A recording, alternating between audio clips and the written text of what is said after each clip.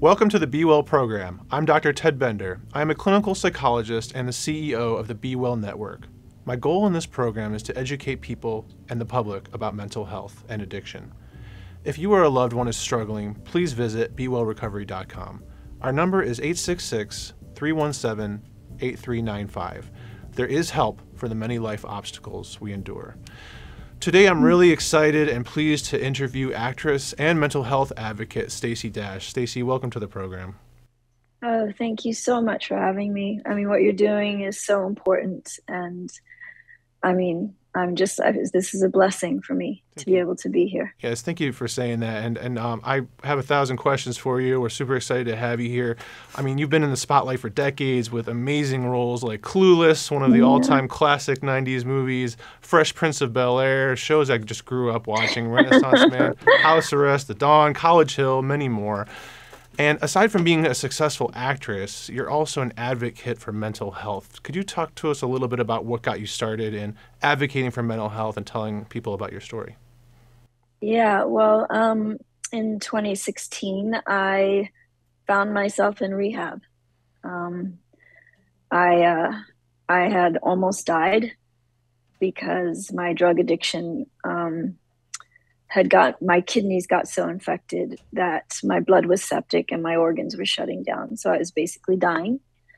And by the grace and mercy of God, my doctor saved my life. And after I got out of the hospital, he said, you can never do drugs again or you'll die. And I couldn't stop. And so I had terrible thoughts of doing something terrible. I'd taken a lot of pills. I called my drug dealer and I was in a really bad place. And I called up my sister and I just told her, come over right now. And I called my attorney and I said, I need help.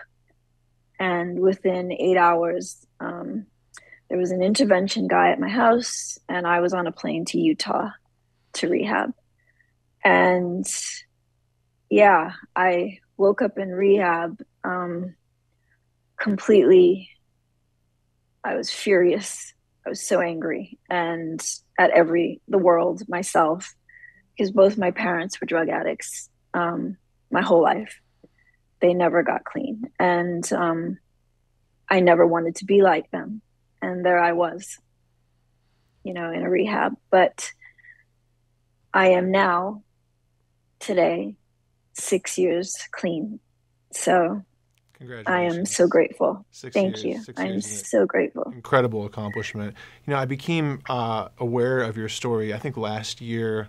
I want to say it was Dr. Oz show when you started talking about the struggles you were going through, up to 10 to 20 Vicodins per day, if I remember correctly, which is an enormous amount for one person. And then one thing that really stuck out to me about what you just said and what I saw you say on that interview was that you were hospitalized, you were in organ failure, your kidneys were struggling so badly you were septic. 3 weeks in the hospital, is that accurate? Something like that? Yes. You survived a full blood transfusion, yeah. You survived it. And here is where the story really gets interesting, is because the doctors say you cannot use again or you will die. Cut and dry. They didn't sugarcoat it, right? No. Yet use continued. And the reason I want to point that out for a minute is because I've been treating patients in addiction for over a decade now. And there is this distorted thinking pattern that I come across again and again and again. And it is that consequences will keep me sober. That's what patients really believe, and the clients I work with. If I use again, I'm going to go to jail because I'll fail a drug test, or my wife will divorce me. In your case, it was, if you use again, you will die, yet that consequence wasn't enough, or the threat of that consequence wasn't enough to keep you sober. No, consequences won't work. I know that firsthand. I mean, I have 2 children that I love more than anything in this world. And I wanted to stay clean. I didn't want to use. I couldn't help it. And that's my big thing is, people always say being an addict is a choice. And I'm like, no, it isn't. It's a disease. Now, did I choose to take the pills? Yes, 150%. I take full responsibility. Mm-hmm. I chose to take more pills than I should have, but I did not choose to be addicted to them. Yes. I did not choose that. And that's where the help comes in. And that's where I want people to take away the stigma of shame, Mm-hmm. because that's why a lot of people don't go and ask for help, because they're ashamed, because the people that they go and ask for help make them feel ashamed, right? It's a double-edged sword, and I want people to just understand and have more compassion towards addicts and realize that it's not a choice. They need help. They need help. They need love. They need compassion and understanding. And I'm not saying consequences are not important, because they are, Mm-hmm. and once you choose to be clean and sober forever, for now and for always, um, it's a struggle. It's not easy, but Yeah. you have to make that choice. Yeah, I completely agree with you. And I often like to kind of correlate addiction with medical issues, right? It makes it easier for people to understand. If you Mm-hmm. broke your arm, you go to the doctor, they give you an x-ray, you see that you have a broken arm. There's a treatment for it. It's a cast. Or sometimes if you break it bad enough, maybe you need surgery or pins. But if you go to the doctor and you're struggling with an addiction, it should be the exact same thing. There's a treatment for it. It's no different. You talk about the shame part of it. And that's why I'm always so grateful to talk to people like you who are in the spotlight, who are extremely open with their story, because people are going to see this and they're going to think, wow, if she could do it, if she could get out there and talk about it, then maybe I can do this too. And then they're going to go on and get sober and be an advocate for someone else in their lives. And overall, and what the pandemic has really kind of, I think, fast forwarded, is that more and more people are willing to talk about addiction and mental health disorders, and which is slowly but surely reducing the overall stigma around it. Obviously, we have a lot of ways to go on that. Yeah, thank God, and that's why I chose not to stay anonymous. Yeah. Because I thought, no, that's not. I want to help. I want to be a light to those in darkness, because being an addict is a very, very dark life. Yes. It's dark, man. It's It's lonely. really, really dark. And I wanted people to see that just because, there's nothing special about me. You just happen to know my name, but I'm just like you. Mm-hmm. I struggle just like you do. And by the grace and mercy of God, he's there for me. There's days I spend on my knees Mm-hmm. asking Jesus to help me, to keep me clean, to just help me, bring me out of the darkness that I'm in at this moment. It's a constant battle, but there are good. It is worth it. I mean, the joy that comes from being clean and the new perspective you have on life is just so profound and so glorious, you know. So I don't want people to think that once you get clean, it's all just a battle and a struggle. It isn't. It's both.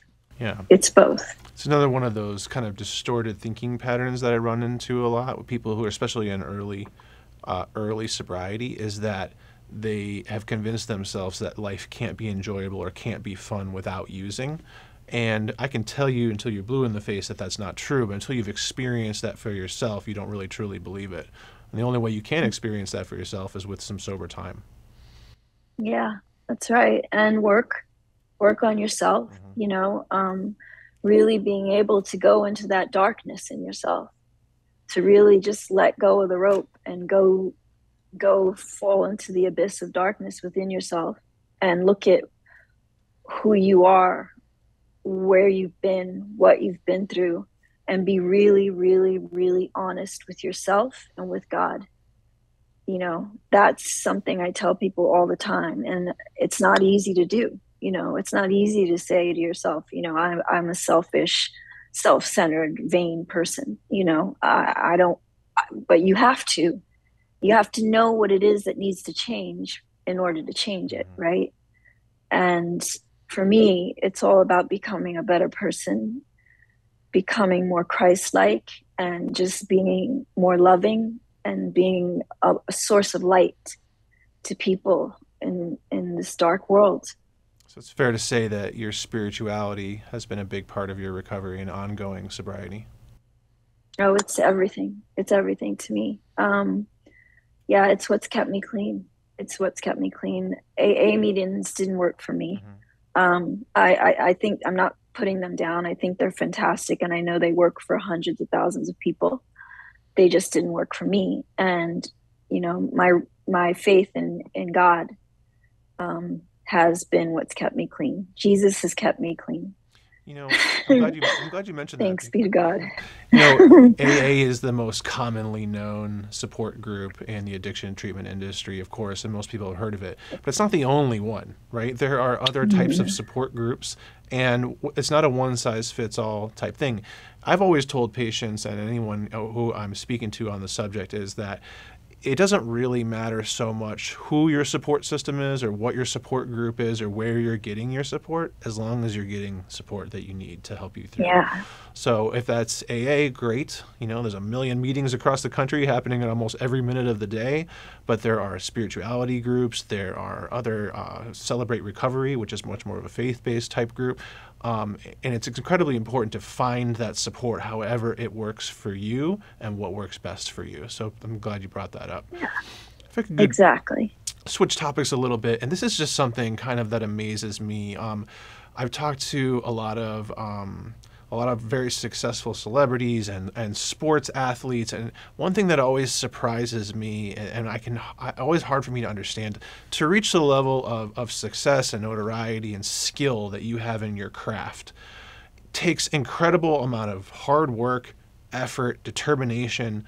I mean, pretty much nonstop every day.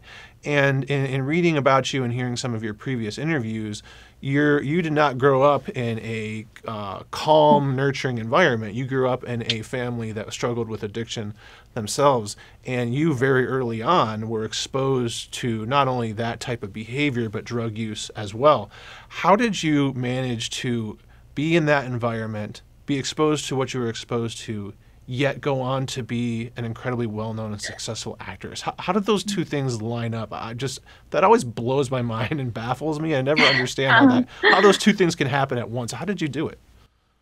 God, I have to say, God, from a really young age, He spoke to me. I'm from the South Bronx, and my favorite uncle was a pimp.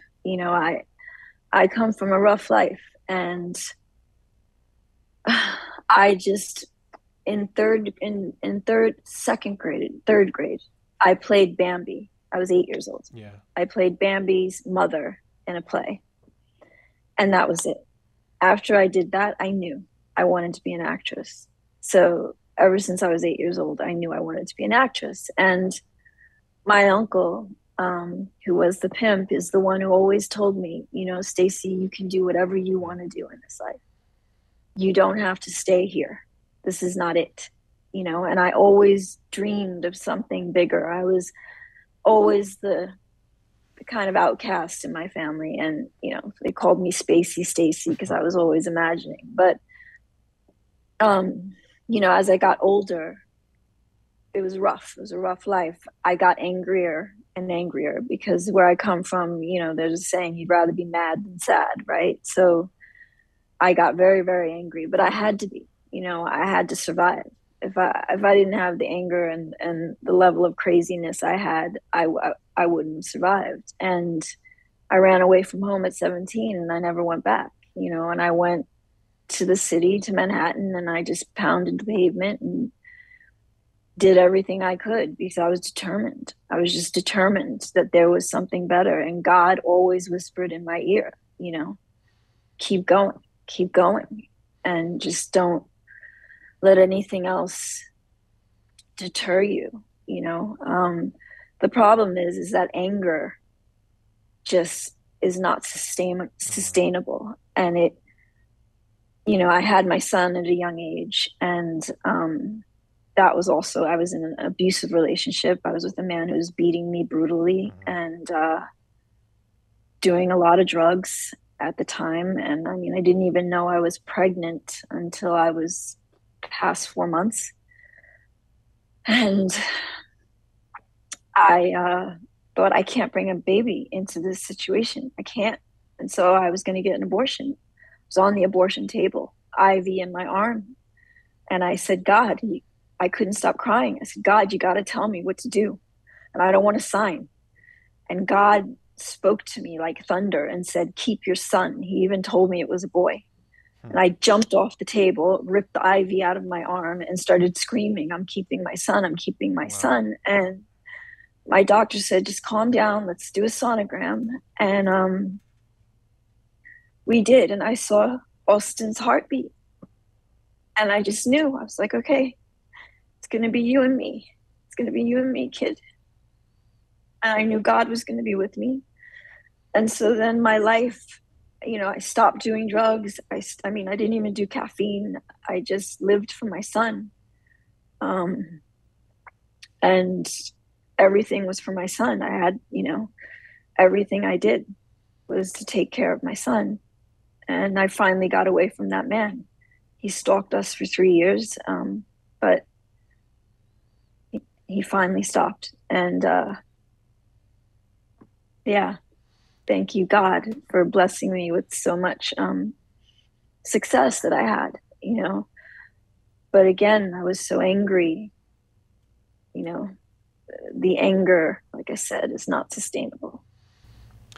So you mentioned after having your son, you were able to maintain sobriety for a while, and you mentioned also having a daughter. How long did that sobriety last?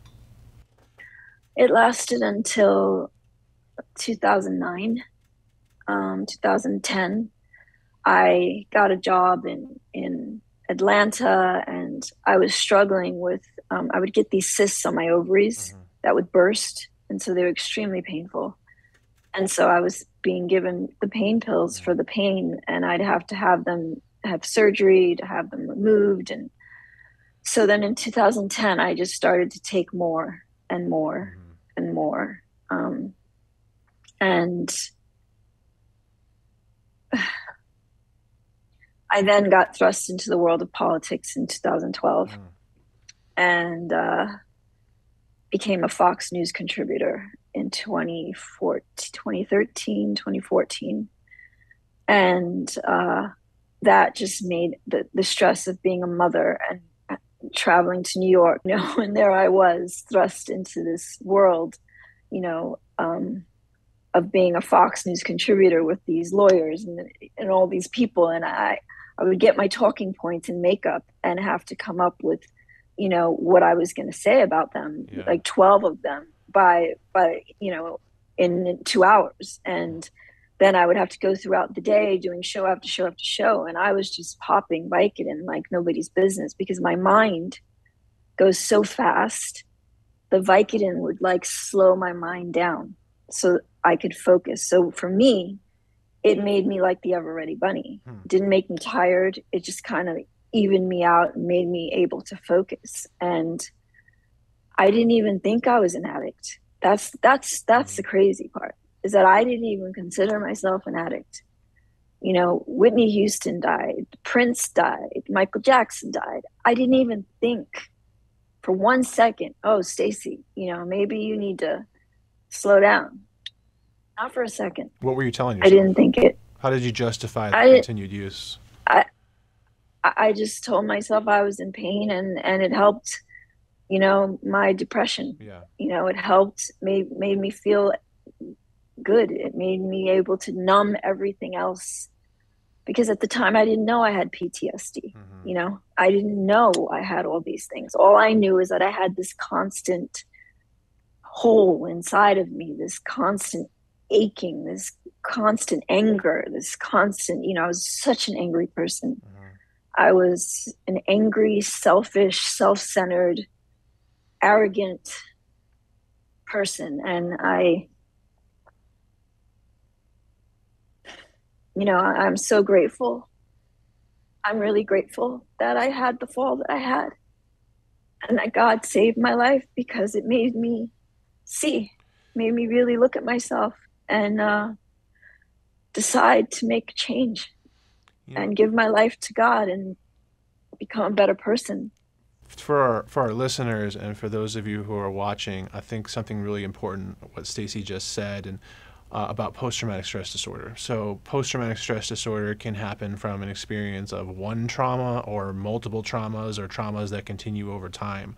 And when PTSD goes unresolved, which you're well aware, it doesn't disappear. It gets buried almost like a seed, and that seed sprouts into all areas of our life. And for you, it manifested as depression and anger and substance use to try to deal with those symptoms, despite the fact that you continued to climb and you continued to be successful while being a mother of 2 at this point, I believe you said, all Yes. the time still maintaining and hanging on until a point where it was completely unmanageable. And I think that's what landed you in the hospital in 2014. Is that what you said? I ended up in the hospital in 2016. 2016, right. Yeah. And then that's when you had a huge scare, but yet again, not enough to stop the drug use. No. So then you, how long after the hospital stay and the relapse there, how long after did you end up in rehab? Like, what kind of time frame are we talking about there? We're talking about maybe 3 weeks. Okay, so a few weeks, and then Yeah. you were convinced by family, friends, intervention type style to go to treatment, or?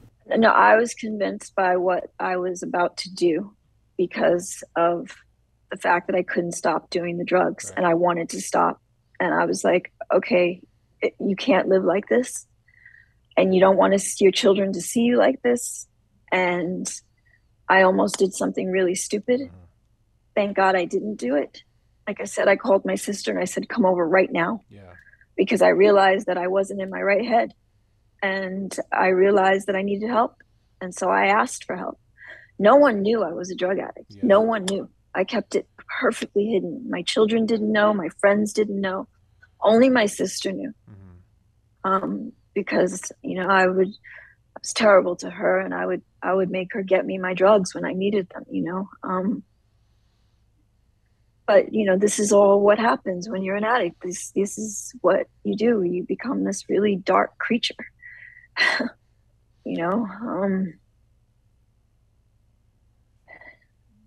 and getting clean is, I thought it was going to be something that I'd be able to handle. It wasn't until I got to rehab and woke up and was sick as a dog, because I had taken everything when the intervention guy came to my house to take, because he took me to Utah. Yeah.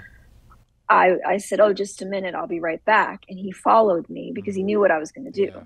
And that was take everything I had in my stash. And so he said, take it all, because this is the last time. And I did. So I don't even remember getting on a plane. I don't remember getting to rehab. All I remember is waking up sick as a dog, Yeah. and so angry, like a tiger stuck in a cage. And thankfully I was in the mountains in Utah in the middle of nowhere, because I tried to leave. Yeah. And I went outside in the pitch black, and I realized, where the hell am I going? There's nowhere to go. You'd be surprised how many times I've heard that story, and, by the way, by that kind of situation where, people kind of just wake up in rehab. They're like, I'm out of here. They walk out the door and they look around and they're like, oh, maybe I'll go back inside. Yeah. Right. Because they took my phone. They took everything. It was a lockdown facility. So I'm like, oh, great. Okay. Mm-hmm. And I was really angry for a long time in rehab. I even used an anonymous name. Like I had an alias, like as if people didn't know who I was. It was crazy. Yeah. It was, but that's just how much denial I was in. It wasn't until my last week in rehab that I finally said, hi, I'm Stacey and I'm an addict, which was really admitting it to myself. Stacey, something you said earlier that I think our listeners would be interested in and also need to hear is 2 things. One, it's kind of hard to believe that, you were taking anywhere from 10 to 20 pills a day for a while and no one knew. For some people, they think, well, how is that possible? But in my experience, people that are suffering from substance use disorders are masters of manipulation and can hide it extremely well. So that's not totally surprising to me. It's also not surprising to me that there was at least one person in your life that did know, because typically people who suffer from substance use disorders severe substance use disorders can't be successful at it unless they have someone helping or enabling is the term that we use. Now, for our listeners who are out there, enabling behaviors are not done out of malice or trying to hurt someone. Oftentimes, the person who is enabling the addiction is trying everything they can to help their loved one or their friend. And a lot of times it just comes down, they just don't know how to help. So they do the best they can anyway, which is probably what your sister was doing. Is that accurate? Yes, my sister loves me. Yeah. More than anything. I don't know what I would do without her. And, you know, I was terrible to her. I mean, she had no choice, you know, and because when I got down to my last 20 pills, that's when I would start panicking. You know, it was like, okay, we got to get me more. You got to get me more. You got to get me more. And I spent so much money, you know, getting these pills. And yes, she enabled me, but that was because she loved me and she didn't want to see me in pain. Yeah. You know, because it was painful. You know, I would Jones for them. You know, when you're an addict, it's not like you can just stop. Yeah. You could die from just stopping. Yeah, you know, most people need help. Exactly, to stop it. You need help, right? And so that was her concern. She would see how sick I would get, and so you know, she didn't want me to be that way. And God bless her for that, you know. But she's also the one who, you know, when I was in rehab, turned her phone off and would not answer my calls when I called her, telling her, get me out of here, you know. The treatment center did a good job prepping her then. That's what that means. Yes. Yes. Yes. Were the pills you were getting, were they off the street? I mean, were they all prescription or were they off the street? No, they were prescription. I mean, I was so clever that I managed to convince a psychiatrist I was seeing that they helped me with my depression. Yeah. I mean, yeah. So I was getting quite a lot of pills from him.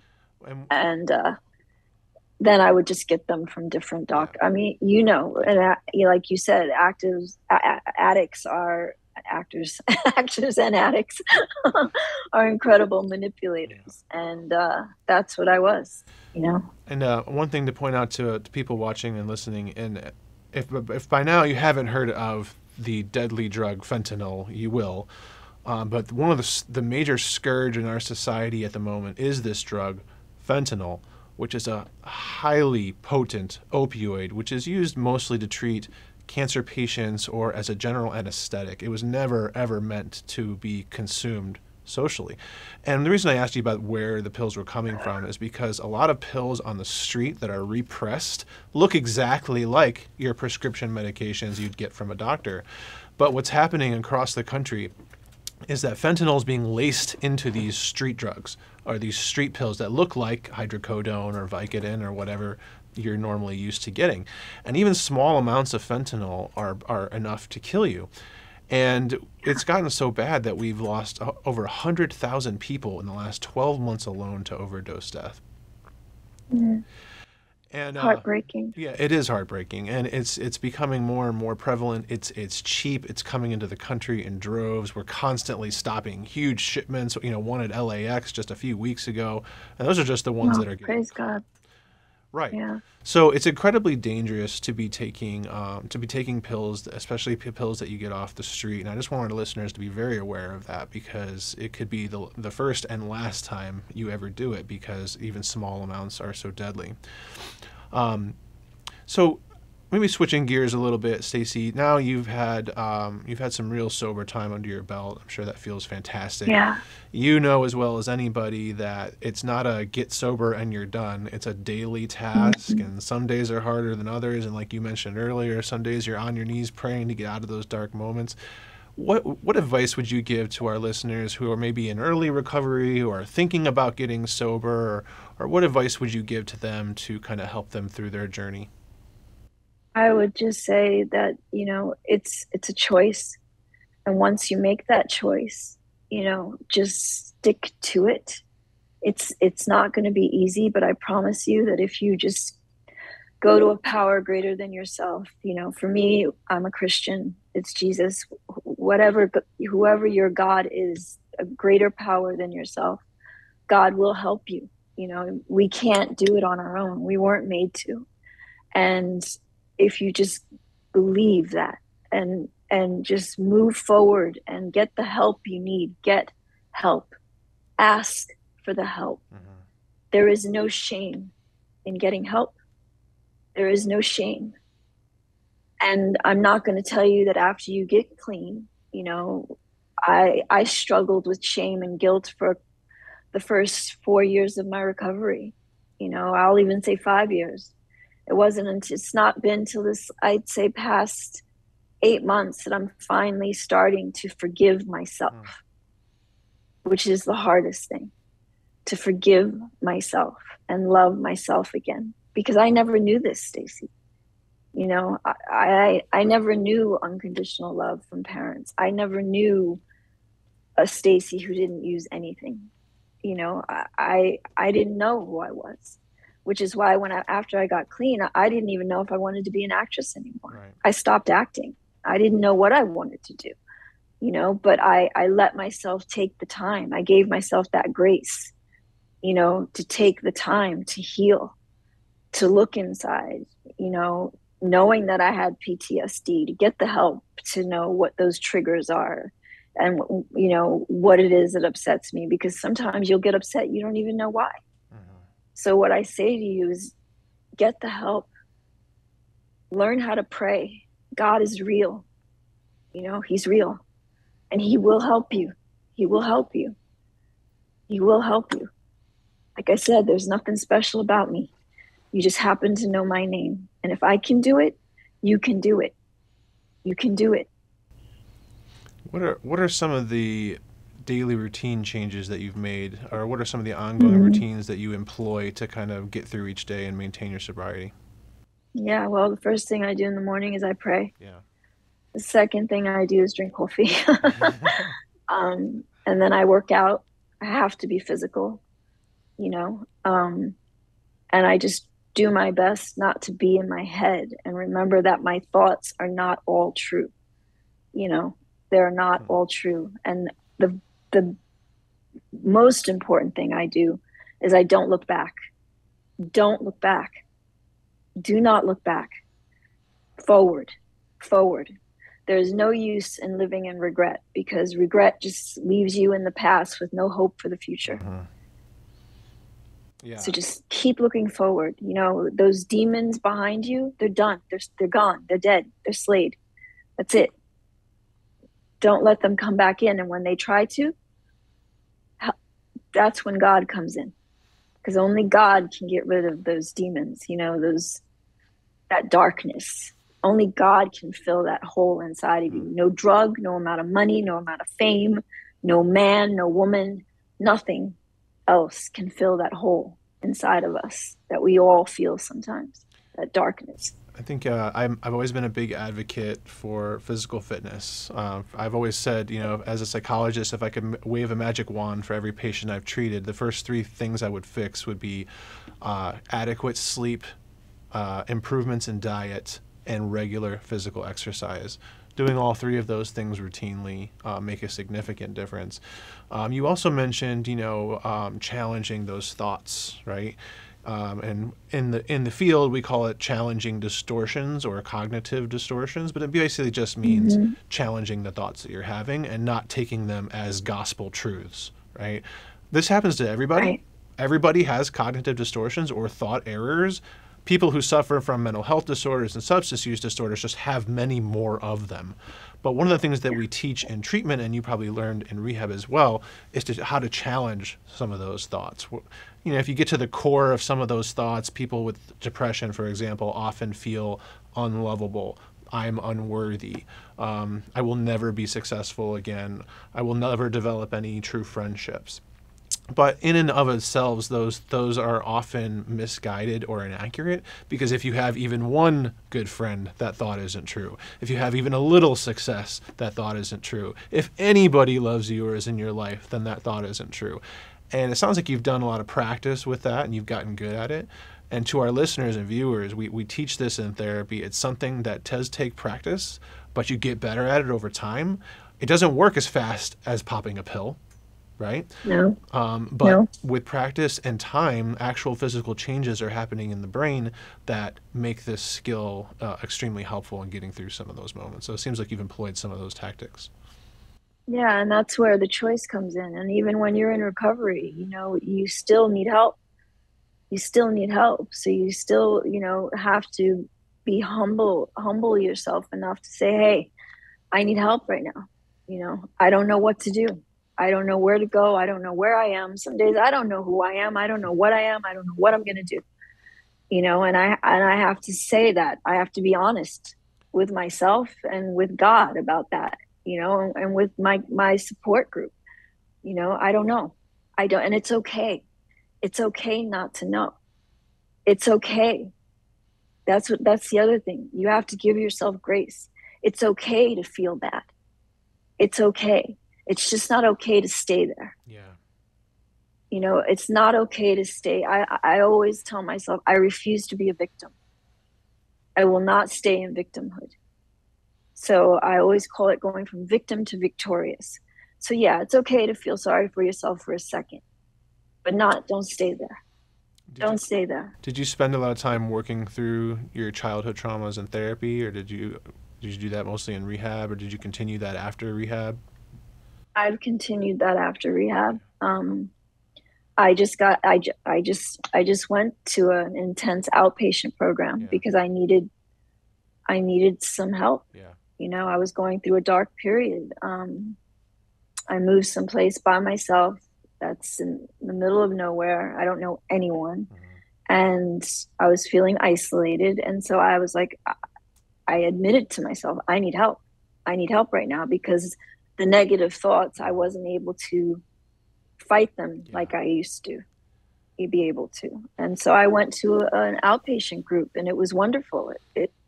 I'm so grateful for everyone in that group and the social workers and the psychiatrists and that's okay. It's okay that at 6 years being clean, I still need to get help. There's nothing wrong with that. I'm not ashamed of that. To reiterate Stacey's point for our listeners, a lot of people feel like asking for help is weakness, but it could not be further from the truth. Being able to ask for help is one of the greatest signs of strength that there are. Men struggle with this especially, as evidenced by the highest rate of suicide deaths in America. Males die by suicide 3 to 4 times more than females do. We really struggle with being able to reach out for help and be asked for help. So to our listeners, to our viewers, and to Stacey's point, asking for help is not weakness. Asking for help is strength. You learned that by going to rehab, by building some sober time, and being able to learn and recognize your triggers. Your trigger that you mentioned there was that the thoughts were becoming uncontrollable. You were having a hard time beating them back. You immediately reached out for help and got the help you need. And that is the sign of progress in sobriety and in mental health treatment. Yeah.